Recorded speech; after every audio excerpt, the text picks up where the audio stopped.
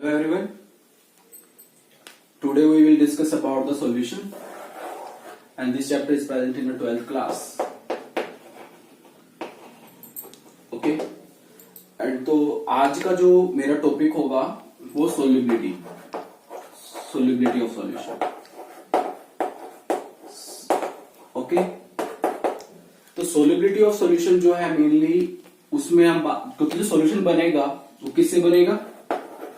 Solute plus solvent और क्या बना देगा सॉल्यूशन। और जो सोल्यूट होगा वो क्या होगा मेरा स्मॉल अमाउंट के अंदर होगा और सॉल्वेंट जो होगा मेरा वो लार्ज अमाउंट के अंदर होगा। ठीक है, पर हम बात करें सोल्यूबिलिटी की। सोल्यूबिलिटी का डिसॉल्व करना है। अब आपने देखा होगा कि क्या वाटर के अंदर अगर मैं कोई भी सब्सटेंस डाल दूं वो डिसॉल्व हो जाएगा? नहीं, कोई तो डिसॉल्व नहीं होगा, बट कुछ ऐसे भी मेरे कंपाउंड है जो डिसॉल्व हो जाएंगे। जो डिसॉल्व हो जाएंगे हम मैं उनकी बात कर रहा हूं आपके लिए, तो उसकी हम क्या करेंगे सोल्यूबिलिटी मेजर करेंगे। तो सोल्यूबिलिटी के लिए हम एक वर्ड आता है इसके अंदर सैचुरेटेड सॉल्यूशन। तो सैचुरेटेड सॉल्यूशन क्या होता है? सपोज करो आपके पास क्या है 100 ml मैंने वाटर ले लिया। अब मैं इसके अंदर क्या डाल रहा हूं NaCl डाल रहा हूं। तो NaCl का कुछ अमाउंट मैं इसके अंदर डिसॉल्व कर रहा हूं। तो जरूरी नहीं है कि 100 ml लिया है तो मेरा 100 ग्राम ही NaCl डिसॉल्व होगा। नहीं, क्या पता वो 5 ग्राम डिसॉल्व हुए, क्या अगर 10 ग्राम, क्या अगर 15 ग्राम, बट हमें कैसे पता चलेगा कि कितना डिसॉल्व हो गया है? तो वो हम उसकी सोल्यूबिलिटी से मेजर करेंगे। तो सैचुरेटेड सॉल्यूशन क्या होता है? सपोज कर आपने 5 ग्राम इसके अंदर डिसॉल्व किया, देखा वो डिसॉल्व हो गया। आपने थोड़ा सा और अमाउंट बढ़ाया, डिसॉल्व हो गया। बट अब एक ऐसी स्टेज आ जाती है कि उसके बाद ये डिसॉल्व होना बंद कर देता है। तो वो जो स्टेज आती है उसको हम बोलते हैं सैचुरेटेड सॉल्यूशन। ठीक है, सैचुरेटेड सॉल्यूशन। अगर आप सैचुरेटेड सॉल्यूशन की डेफिनेशन लिखना चाहो तो क्या होगा? The amount of solute in gram, the amount of solute in gram, ठीक है, that can be dissolve in a specific amount of solvent, that can be dissolved in a specific amount of a solvent is known as a saturated solution। थोड़ा सा इसको समझने के लिए आपको दो टर्म पता होने चाहिए, एक डिसोल्यूशन और थोड़ा सा एक क्रिस्टलाइजेशन। डिसोल्यूशन क्या होता है? देखो सैचुरेटेड सॉल्यूशन। सैचुरेटेड सॉल्यूशन को थोड़ा सा और समझने के लिए आपको क्या पता होना चाहिए? एक पता होना चाहिए डिसोल्यूशन और एक वर्ड होता है क्रिस्टलाइजेशन। ठीक है, तो डिसोल्यूशन क्या होता है, क्रिस्टलाइजेशन क्या होता है? डिसोल्यूशन क्या होता है? जब आप ये कोई आपका सॉल्वेंट है, इसके अंदर आपने सोल्यूट ऐड किया तो वो क्या हो गया? डिसॉल्व होना स्टार्ट कर देता है। तो उस प्रोसेस को हम बोलते हैं डिसोल्यूशन। समझ में आया?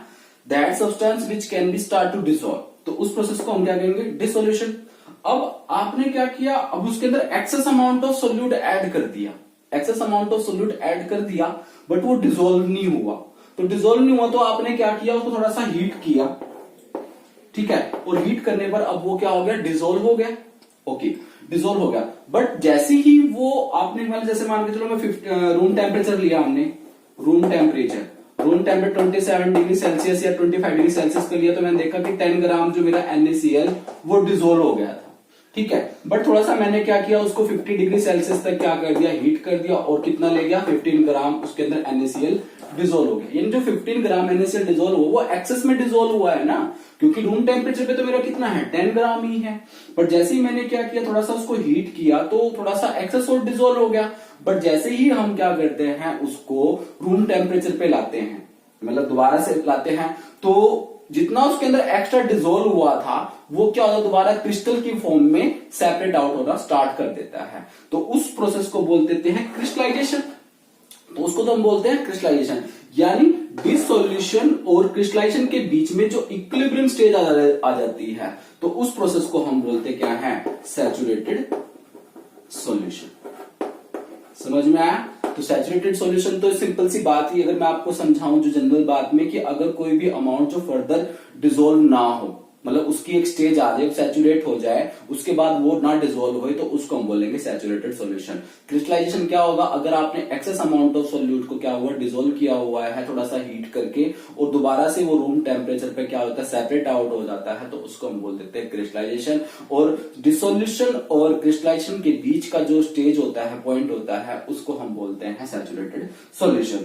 अब जो सोल्यूबिलिटी है वो हम दो मतलब जो सॉलिड इन लिक्विड और गैस इन लिक्विड की हम एक्सप्लेन करेंगे। तो पहला जो मेरा है solubility of solid in liquid, देखते हैं।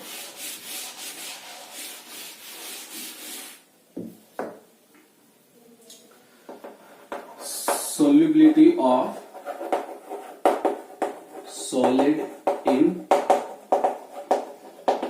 लिक्विड, ठीक है, solubility of solid in liquid.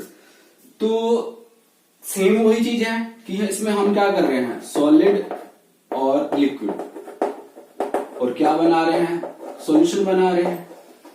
Solid general में मेरा क्या होगा, सोल्यूट होगा, क्योंकि सॉलिड इन लिक्विड है, सॉल्यूट, और लिक्विड मेरा क्या होगा, सॉल्वेंट होगा, और क्या बना देगा, सॉल्यूशन बना देगा, ठीक है। तो यहाँ पर जो जनरल हमने एग्जांपल लिया है, हम सपोज करो NaCl का ले लेते हैं, NaCl प्लस वाटर, तो हमारा क्या बन जाता है, सॉल्यूशन, ठीक है। अब जो solubility of solid in liquid है उसको मेरे कुछ फैक्टर क्या करेंगे, इफेक्ट करेंगे। तो सबसे पहला फैक्टर हम पढ़ते हैं अपना nature of solute, nature of solute and solvent, nature of solute and solvent. पहला फैक्टर है मेरा फैक्टर इफेक्टिव। फैक्टर्स पढ़ रहे हैं, किसको इफेक्ट करेंगे, जो solubility of solid in liquid को, ठीक है। तो हमारा जो पहला फैक्टर है क्या है, नेचर, नेचर ऑफ किसका, सोल्यूट का, और किसका, सॉल्वेंट का। इन दोनों का नेचर किस तरह से क्या करता है कि भाई सोल्यूबिलिटी को अफेक्ट करता है। अब जैसे आपको पता है कि जो पोलर है, अगर मेरा कोई पोलर सॉल्यूट है तो वो पोलर सॉल्वेंट के अंदर ही डिसॉल्व होगा। किसके अंदर होगा, पोलर सॉल्वेंट के अंदर डिसॉल्व होगा। जैसे मैं कहूं NaCl है, तो NaCl मेरा कैसा है, पोलर सॉल्यूट है, और वाटर क्या है मेरा, पोलर सॉल्वेंट है, तो क्या हो जाएगा, वो डिसॉल्व हो जाएगा, डिसॉल्व होकर क्या बना देगा, सॉल्यूशन बना देगा, ठीक है। तो मतलब पोलर पोलर के अंदर ही डिसॉल्व होगा। अगर आपने क्या किया, कोई नॉन पोलर सॉल्यूट लिया है, नॉन पोलर सॉल्यूट, ठीक है, तो नॉन पोलर सॉल्यूट किसके अंदर डिसॉल्व होगा, नॉन पोलर सॉल्वेंट के अंदर डिसॉल्व होगा, पोलर सॉल्वेंट के अंदर डिसॉल्व होगा। जैसे नैप्थलीन, जैसे कैसा मेरा नैप्थलीन, नैप्थलीन को मैंने किसके अंदर डिसॉल्व किया, बेंजीन के अंदर, और क्या बना रहा है वो, सॉल्यूशन बना रहा है, डिसॉल्व हो जाएगा। बट अगर नैप्थलीन को अगर आप वाटर के अंदर डिसॉल्व करना चाहोगे तो वो डिसॉल्व नहीं होगा। तो यानी कहने का मतलब है जो उनकी कैरेक्टरिस्टिक्स है मेनली वो किस पे डिपेंड करती है, उनके नेचर्स पे। अगर पोलर है तो पोलर में डिसॉल्व होगा, अगर नॉन पोलर है तो नॉन पोलर सॉल्वेंट में ही डिसॉल्व होगा। जैसे इन्होंने थोड़ा सा इसको एक्सप्लेन करने के लिए क्या बताया, थोड़ा सा एक एग्जांपल लिया कि भाई जैसे फॉर एग्जांपल NaCl है, उधर हमने क्या ले लिया, ग्लूकोज ले लिया, ठीक है, और NaCl को हमने क्या लिया, 1 लीटर यहाँ पे अपना सॉल्वेंट ले लिया, लिक्विड जो भी है आपका है, और हमने क्या देखा कि जो NaCl की 5.3 ग्राम 5.3 मोल सॉरी 5.3 मोल 1 लीटर के अंदर डिसॉल्व हो जाता है, जबकि ग्लूकोज के 3.5 मोल ही डिसॉल्व होते हैं। तो मतलब डिपेंड करता है उसकी सोल्यूबिलिटी पे कि भाई आपका जो सॉल्वेंट ले रहे हो वो क्या ले रहे हो। हाँ, अगर आप ग्लूकोज को ईथर के अंदर डिसॉल्व करोगे तो ग्लूकोज जो होगा ईथर के अंदर डिसॉल्व हो जाएगा, सॉरी ईथर के अंदर डिसॉल्व नहीं होगा, ईथर तो नॉन पोलर सॉल्वेंट होता है। तो समझ में आया कि जो NaCl की यानी को अमाउंट जो है उनकी जो सोल्यूबिलिटी है वो सॉल्वेंट पे डिपेंड करता है। थोड़ा सा और देखते हैं,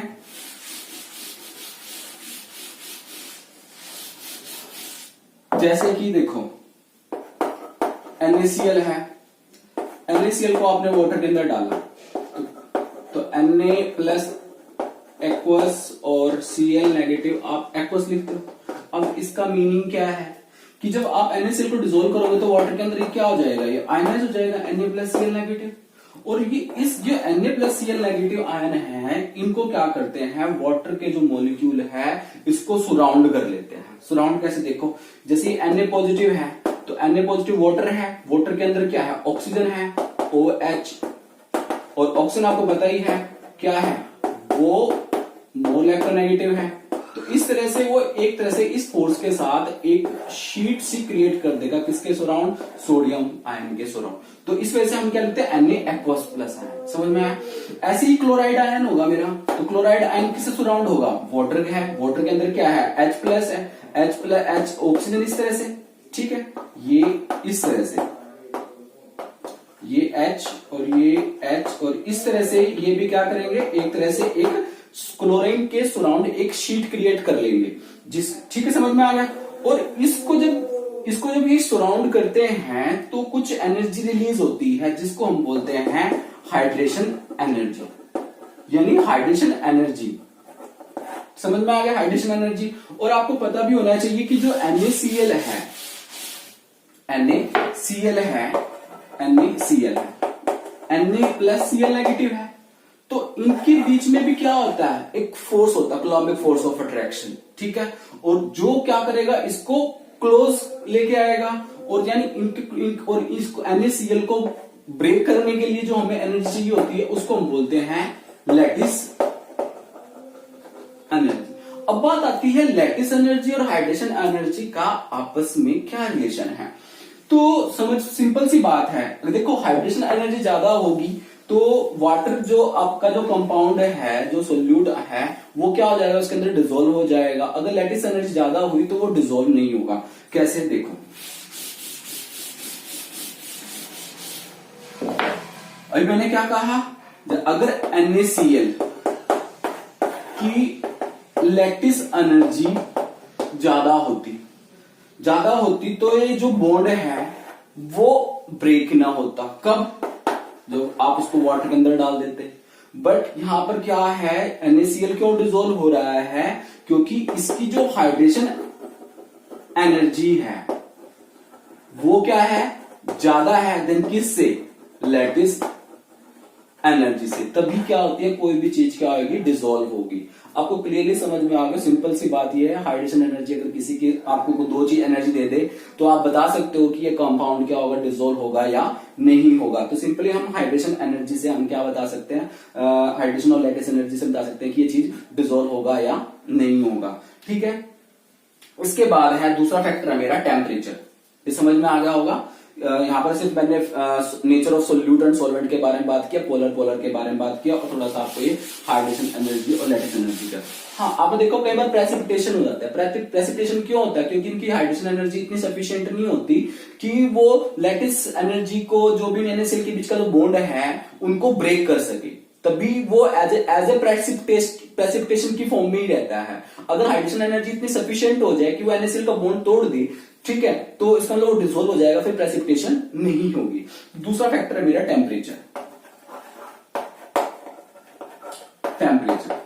अब टेम्परेचर से क्या है कि अगर आप सोल्यूबिलिटी का हम रिलेशन पढ़ रहे हैं, अगर आप टेम्परेचर बढ़ाते हो, ठीक है, तो सोल्यूबिलिटी, तीन फैक्टर हम पढ़ेंगे, सोल्यूबिलिटी इंक्रीज कर सकती है। अगर आप टेम्परेचर बढ़ा दो, सोल्यूबिलिटी क्या करेगी, डिक्रीज कर सकती है।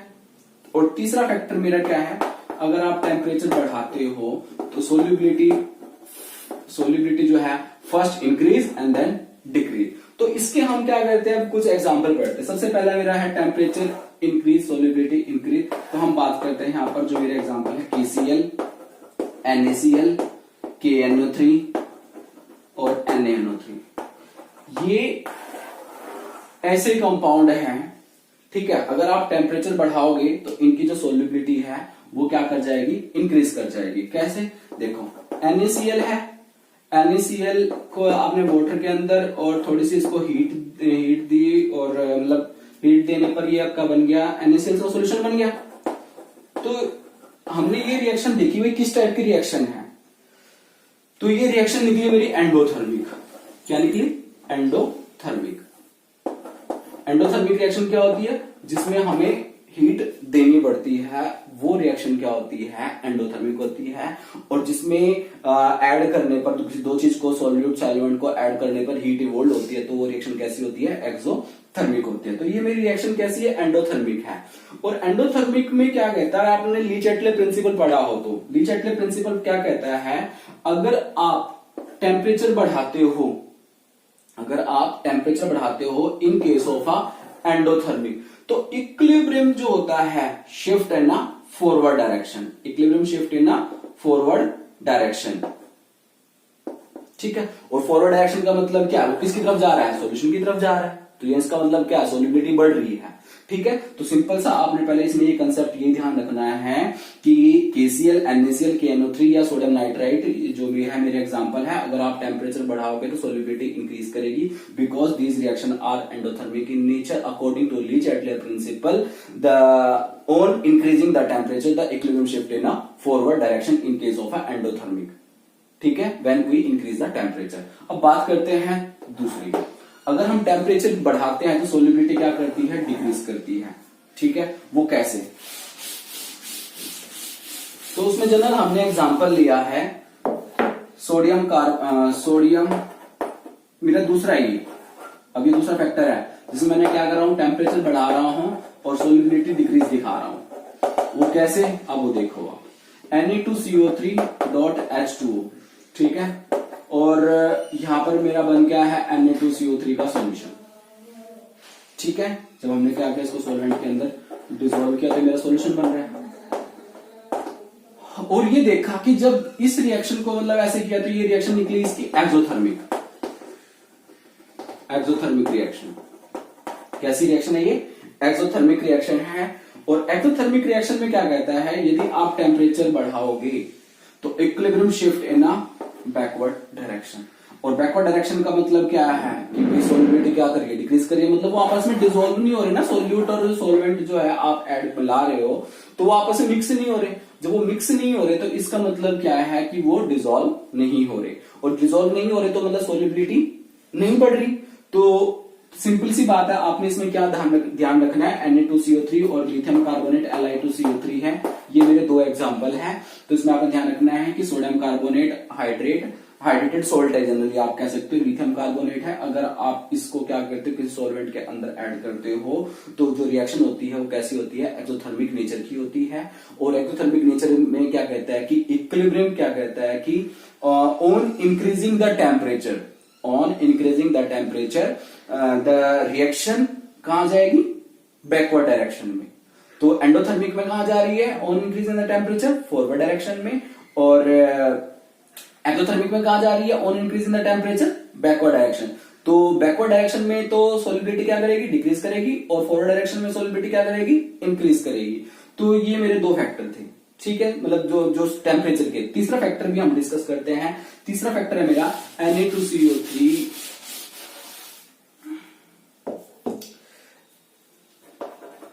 Na2SO4.10H2 सोडियम सल्फेट डेकाहाइड्रेट, ये चीज है, ठीक है, सोडियम सल्फेट डेकाहाइड्रेट। तो इसमें हमने और सॉल्वेंट में ऐड किया हुआ है। तो जब हमने इसमें क्या किया, टेम्परेचर बढ़ाया, कितना, मतलब 32.4 डिग्री सेल्सियस से अबव रखा, तो जो हमने देखा कि जो सोल्युबिलिटी है वो क्या कर रही है, इंक्रीज कर रही है। सोल्युबिलिटी क्या कर रही है, इंक्रीज कर रही है। जैसे ही क्या हुआ, टेम्परेचर थोड़ा सा इससे क्या हुआ, लो हुआ, ये तो अबव कर दिया, और यहां पर मैंने क्या कर दिया, बिलो कर दिया, तो सोल्युबिलिटी क्या कर गई, डिक्रीज कर गई।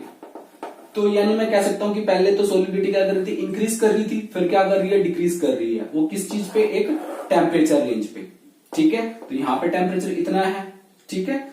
और यानी ये जो आता है ये वाला, यानी ये जो होता है ट्रांजिशन टेम्परेचर होता है। क्या होता है, ट्रांजिशन टेम्परेचर। तो ट्रांजिशन टेम्परेचर है, तो उसको अगर आप लिखना चाहो तो लिख भी सकते हो कि ट्रांजिशन टेम्परेचर क्या होता है। हाँ, कि the temperature at which reversal of solubility occur, the temperature at which reversal of solubility occur, मतलब जिस टेम्परेचर पर आपकी जो सोल्युबिलिटी है वो क्या हो जाए, रिवर्स हो जाए, मतलब आप आगे और पीछे हो जाती है, तो उस टेम्परेचर को हम बोल देते हैं ट्रांजिशन टेम्परेचर। तो ट्रांजिशन टेम्परेचर कितना देखा हमने 32.4 डिग्री सेल्सियस है। अगर इससे आप अबव जाओगे तो सोल्युबिलिटी इंक्रीज कर जाएगी, और थोड़ा सा डाउन चले गई तो सोल्युबिलिटी क्या कर जाएगी, डिक्रीज कर जाएगी। तो इस टाइप का जो टेम्परेचर होता है उसको हम क्या बोल देते हैं, ट्रांजिशन टेम्परेचर है। अगर आप ग्राफ वाइज स्टडी करोगे तो ग्राफ वाइज भी आप देख सकते हो, मैंने जैसे ये तो था डायरेक्ट इंक्रीज कर रही है, और ये वाला फैक्टर क्या आ जाएगा आपका डिग्रीज वाला, और ये इस तरह का फैक्टर आ जाएगा, ये आपका क्या आ जाएगा, ट्रांजिशन टेम्परेचर आ जाएगा। जिसमें मैंने आप एग्जांपल दोगे KCl KNO3 इस तरह का NaCl का, और इसमें आप एग्जांपल दे दोगे सोडियम सल्फेट का, सॉरी इसका Na2CO3.H2O का, और लिथियम कार्बोनेट का, और इसमें आप क्या दे दोगे, ट्रांजिशन टेम्परेचर का। तो ये तो मेरे फैक्टर था, मतलब जो इसकी सोलिबिलिटी को क्या कर रहे थे, अफेक्ट कर रहे थे। ठीक है, समझ में आ गई। ये मेरे 3 फैक्टर थे इसके अंदर, नेचर पढ़ा, और दूसरा नेचर और सॉल्यूटेंट सोलेंट और टेम्परेचर पढ़ा है मेनली इसके अंदर। नाउ अब हम दूसरा केस पढ़ते हैं, solubility of gases in liquid. दूसरा फैक्टर है मेरा solubility of gas in liquid. थोड़ा सा इसको ध्यान से समझना आप। Solubility of gas in liquid में क्या है कि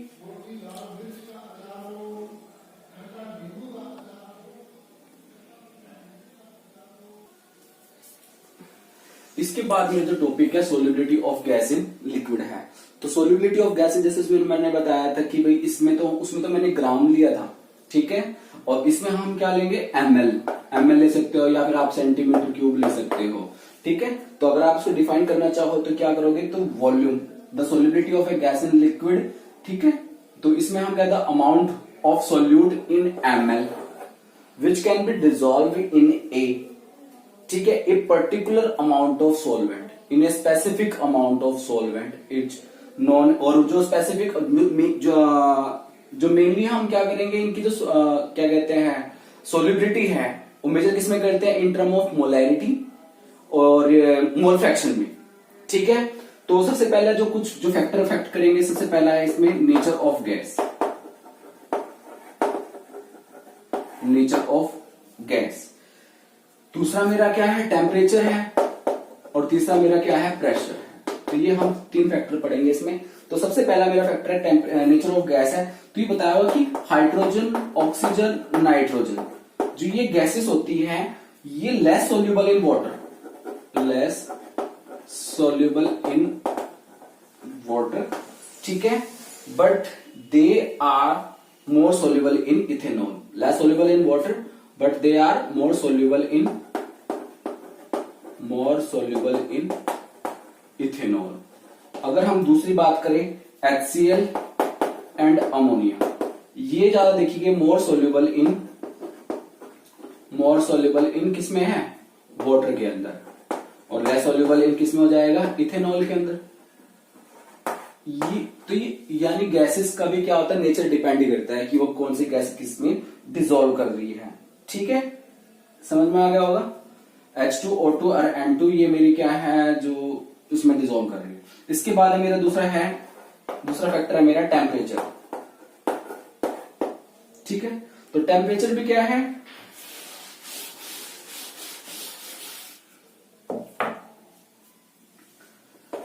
अब आपको पता ही है, टेम्परेचर बढ़ रहे हैं, गैस को हम लिक्विड के अंदर डालेंगे, गैस को हम क्या कर रहे हैं, लिक्विड के अंदर डाल रहे हैं। तो लिक्विड के अंदर डालेंगे तो क्या बना देगा, सॉल्यूशन बना देगा। क्या बना देगा, सॉल्यूशन बना देगा।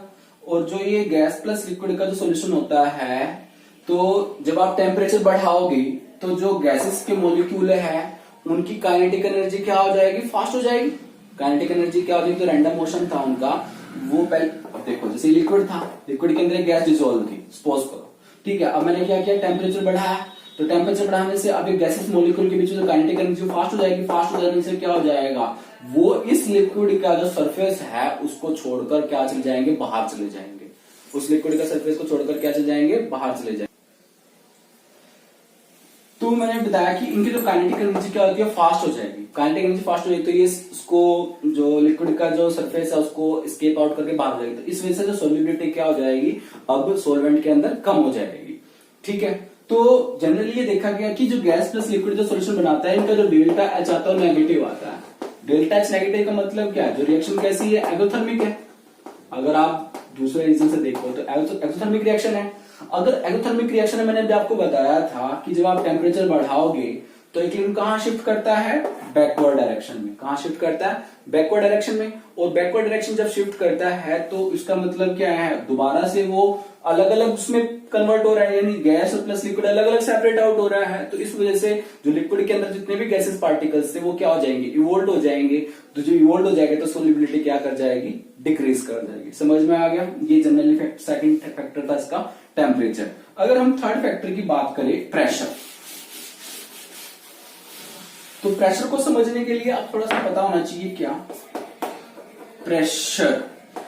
ठीक है, ये हमने एक एनक्लोज, ये हमने लिक्विड ले लिया और लिक्विड के अंदर ये ऊपर ये क्या है, गैसेस है।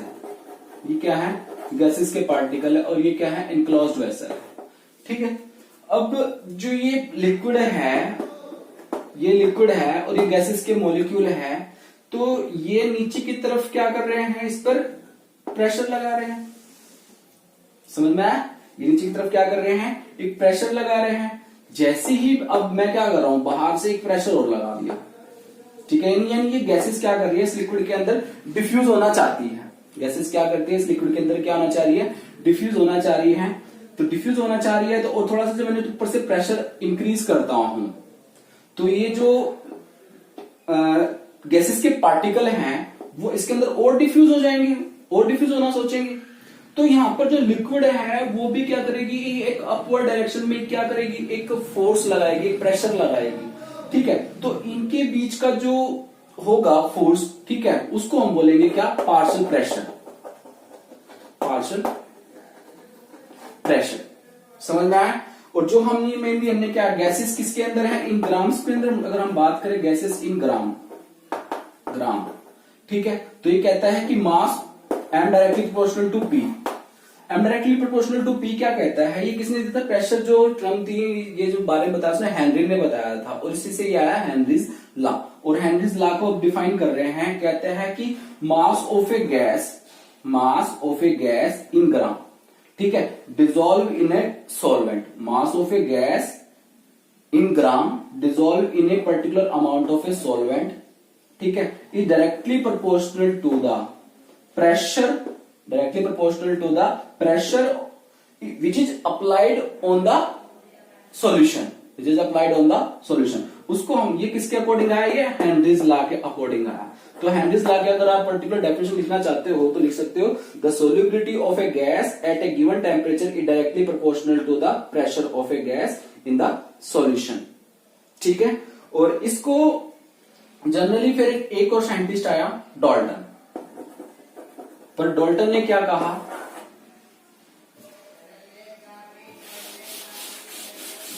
डाल्टन ने क्या कहता कि हर गैस क्या करती है, अपना एक प्रेशर एक्सर्ट करती है। तो मैंने क्या किया हुआ है, यहां पर एक ये इसके अंदर लिक्विड लिया हुआ है और यहां पर मेरा क्या है, ये 3 गैस ली हुई है और 3 गैसेस का है तो उनका अपना कुछ ना कुछ एक पार्शियल प्रेशर होगा। ठीक है, तो ऊपर से, ठीक है, अब वो डिपेंड करेगा किस पे, उसके कंपोनेंट पे। ठीक है, तो पार्शियल प्रेशर जो है वो directly proportional to X A है। ठीक है, तो partial pressure of a gas, ठीक है, partial pressure of a gas in a solution is directly proportional to the mole fraction of a gas in a solution. ये according to Henry's law आया। ठीक है, तो यही है, जब क्योंकि डाल्टन लॉ तो ये कहता है कि हर गैस, each gas exert its partial vapour pressure. ठीक है, तो P equal to X, P directly proportional to X है, तो इसको हम प्रोपोर्शनल कांस्टेंट हटाने के लिए हम क्या यूज करेंगे, यहाँ पे KH। तो जैसे P जो मेरा है KH इंटू एक्स हो जाएगा। यहाँ पे KH क्या है मेरा, ये हेनरीज लॉ कांस्टेंट है। क्या है, हेनरीज लॉ कांस्टेंट है। अगर मैं इतना समझ में आ गया, प्रेशर तो सिंपल सी बात है कि प्रेशर बढ़ाने से solubility of a gas in a liquid वो क्या करती है, इंक्रीज करती है। समझ में आया, जितना आप प्रेशर अप्लाई करोगे उतनी सोल्युबिलिटी क्या करेगी, इंक्रीज करेगी। ठीक है, अब बात करें अगर इसकी हेनरी लॉ कांस्टेंट की, तो हेनरी लॉ कांस्टेंट के क्या है, कुछ फीचर्स हैं। ठीक है, क्या कैरेक्टरिस्टिक्स कह सकते हो आप। सबसे पहला कहता है कि जो हेनरी लॉ कांस्टेंट में जो KH होता है उसकी जो वैल्यू होती है वो क्या होती है, वैल्यू क्या होती है, डिफरेंट होती है। ठीक है, सबसे पहला क्या है, nature of gas, Henry constant जो है each gas as a different value.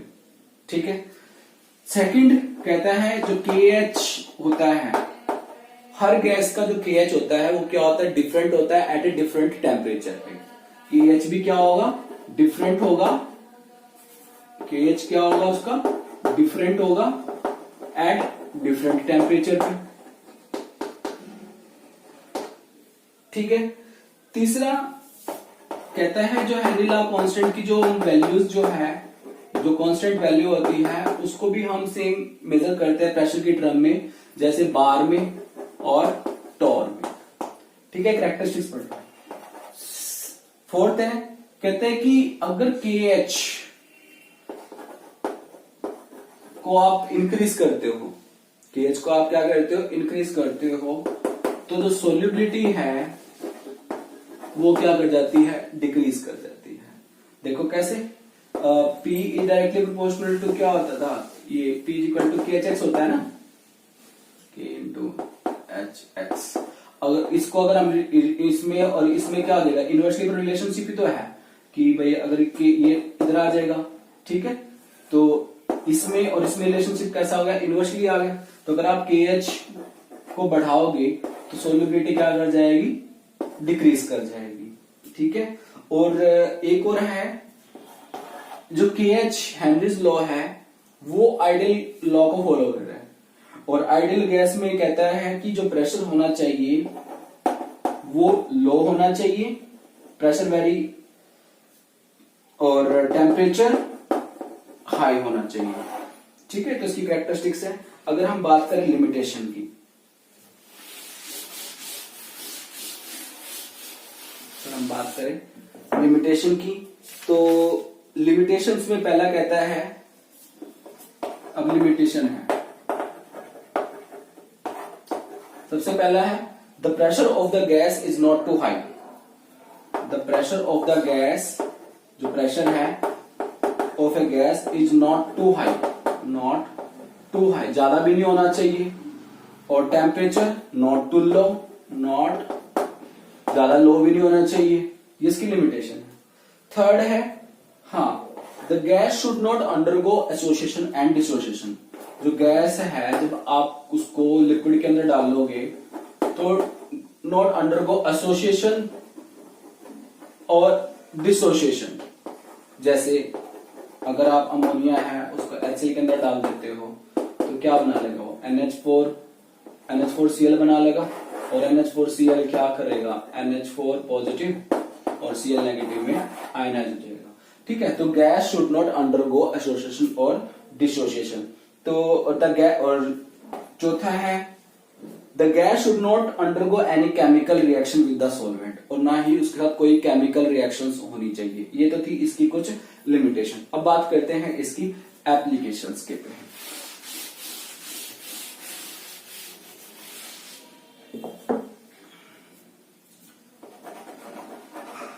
Applications,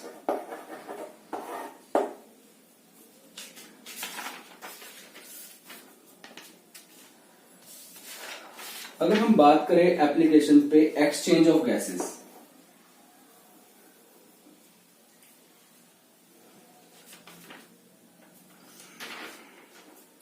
हाँ, पहला है मेरा exchange of gases. Exchange of gases का मतलब क्या कहता है कि बाहर एटमॉस्फेयर के अंदर जो ऑक्सीजन होता है, ऑक्सीजन का जो पार्शियल प्रेशर होता है वो क्या होता है, हाई होता है, और जो हमारी बॉडी होती है उसके अंदर जो लंग्स होते हैं उनके अंदर जो पार्शियल प्रेशर ऑफ ऑक्सीजन होता है वो क्या होता है, लो होता है। और जो गैसेस मूव करती है हाई टू लो मूव करेगी, तो अंदर जो लंग्स के अंदर प्रेशर ज्यादा हो जाएगा, और जो हमारी बॉडी के अंदर जो ब्लड सप्लाई करती है, ब्लड सप्लाई कौन करती है, ब्लड वेसल्स जो है, आर्टरीज और वेन है, उनके अंदर क्या है, प्रेशर क्या होता है, कम होता है। तो एक तरह से वो सारे सिस्टम के अंदर हमारा बॉडी का जो क्या कहते हैं मूवमेंट होती है ऑक्सीजन की, वो इस तरह से एक्सचेंज होता है गैसेस का। अगर आप थोड़ा सा और सिंपल में देखें तो मैं वो भी समझा सकता हूं।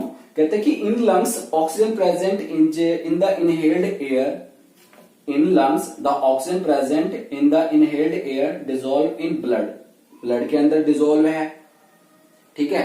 और तो वो क्या बना लेती है, ऑक्सी हेमोग्लोबिन बनाती है। जो ब्लड है, ब्लड के अंदर जो ऑक्सीजन जाएगी तो वो क्या बनाएगी, ऑक्सी हेमोग्लोबिन बना लेगी। तो समझ में आ गया, ठीक है। Because of its high partial pressure, because of its high partial pressure कहां पे, जो एटमोस्फेयर में था, तो वो अंदर जाएगी तो उसका डिजोल्व होकर ऑक्सी हेमोग्लोबिन बना लेगी, ठीक है। एंड कहते हैं कि जबकि टिश्यू के अंदर जो मेरी ब्लड, ये आर्टरीज बात कर रहा था, where partial pressure of oxygen का क्या होता है, लो होता है, तो ऑक्सी हेमोग्लोबिन क्या करती है, रिलीज ऑक्सीजन, ठीक है, release oxygen for its utilization in cellular level.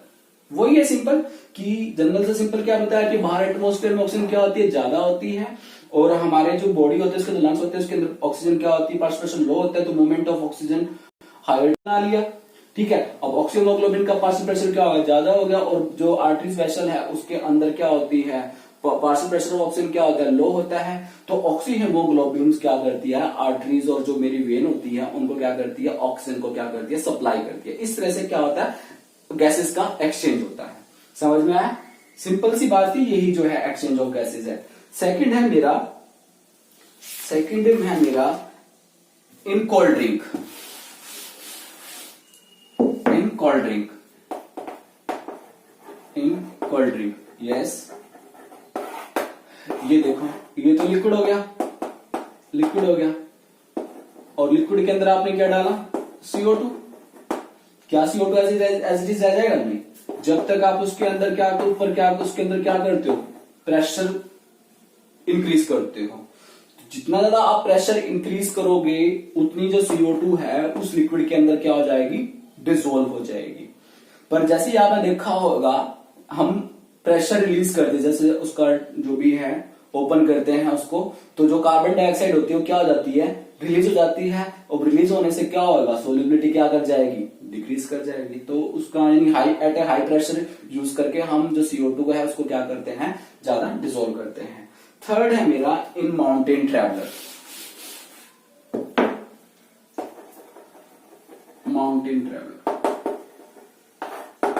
जो माउंटेन क्लिम्बर होते हैं, जो ऊपर चढ़ते हैं, ठीक है। तो आपको पता क्या है कि एट ए हायर एल्टीट्यूड पे जो पार्शियल प्रेशर ऑफ ऑक्सीजन होता है, वो क्या हो जाता है, लो हो जाता है। पार्शियल प्रेशर ऑफ ऑक्सीजन क्या हो गया, लो हो गया। तो अब हमारी बॉडी के अंदर जो ब्लड है उसको क्या नहीं मिलती, अब ऑक्सीजन की सप्लाई नहीं मिलती। जब उसको ऑक्सीजन की सप्लाई नहीं मिलती तो इस तरह से एक क्या हो जाता है, बॉडी के अंदर क्या हो जाती है, एक डिजीज हो जाती है जिसको हम बोलते हैं एनोक्सिया। और एनोक्सिया डिजीज हो जाती है, मेनली क्या करती है, reduce the ability of thinking, ठीक है, उसको क्या करेगी, रिड्यूस कर देगी। तो ये मेनली क्या है, माउंटेन जो क्लिम्बर होते हैं उनको इस तरह की डिजीज हो जाती है। तो इस तरह का कंसेप्ट भी हम वहां पर हैंडल लॉग में यूज करते हैं। नेक्स्ट है मेरा लास्ट है डीप सी डाइवर,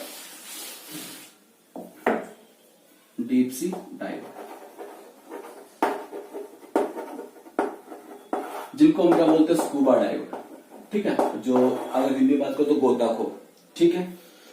तो जो आपने देखे होंगे, जो गोताखोर होते हैं, जो डीप सी डाइवर्स होते हैं, स्कूबा डाइवर्स होते हैं, वो अपने साथ एक टैंक लेके जाते हैं जिसके अंदर क्या होती है, ऑक्सीजन होती है, ठीक है, और ऑक्सीजन और फिर प्लस नाइट्रोजन, ठीक है। तो जब वो डीप सी डाइवर्ट जाता है, इन द बॉटम में जाता है सी के, तो वहां पर जो होता है वाटर के अंदर जो पार्शियल प्रेशर ऑफ ऑक्सीजन होता है उसका लेवल जो होता है वो इंक्रीज कर जाता है। वो क्या कर जाता है, इंक्रीज कर जाता है। जब वो क्या करता है, वो डीप सी डाइवर क्या करता है, वाटर के सरफेस पे आता है, तो वो जितनी भी उसके अंदर ऑक्सीजन होती है उसको क्या कर लेता है, कंज्यूम करता है। मतलब वो ऑक्सीजन को कंज्यूम कर लिया और साथ साथ फिर क्या करता है, नाइट्रोजन चली जाती है। अब जो ऑक्सीजन है वो तो हमारी ब्लड जो बॉडी है उसको कंज्यूम कर लेती है, यूज कर लेती है, बट जो नाइट्रोजन होती है वो हमारी बॉडी में कंज्यूम नहीं हो पाती, तो वो फिर किसकी फॉर्म में रिलीज होती है, तो किसी न किसी फॉर्म में बबल्स की फॉर्म में रिलीज हो जाती है। तो उसकी वजह से क्या होता है, एक डिजीज होती है बैंड्स, डिजीज क्या जाती है, बैंड्स हो जाते हैं। तो बैंड से क्या होता है, जो हमारा नर्वस सिस्टम है उसको वो डैमेज हो जाता है, वो क्या हो जाता है, डैमेज हो जाता है, क्योंकि जो ऑक्सीजन है वो तो हमारी ब्लड के अंदर चल जाती है। पर आजकल फिर क्या होता है, जो आजकल के जो टैंक आ रहे हैं उसके अंदर क्या होती है, हीलियम्स होती है। तो हीलियम जो होता है थोड़ा सा वो इस तरह की जो प्रॉब्लम्स होती है उसको सॉल्व करने में हेल्प करती है। तो ये आज हमने सोल्यूबिलिटी के बारे में पढ़ा। तो सोल्यूबिलिटी के बारे में मैंने आपको दो फैक्टर, मतलब मेनली दो चीज बताई।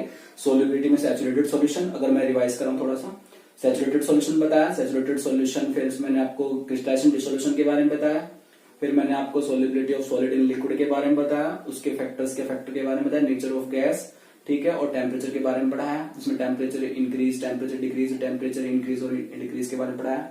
फिर मेरा जो सेकंड था solubility of a gas in liquid, जिसमें मेनली हमने नेचर ऑफ गैस, टेम्परेचर और तीसरा प्रेशर। प्रेशर मेनली हमने इंपॉर्टेंट पढ़ा है हेनरीज लॉ।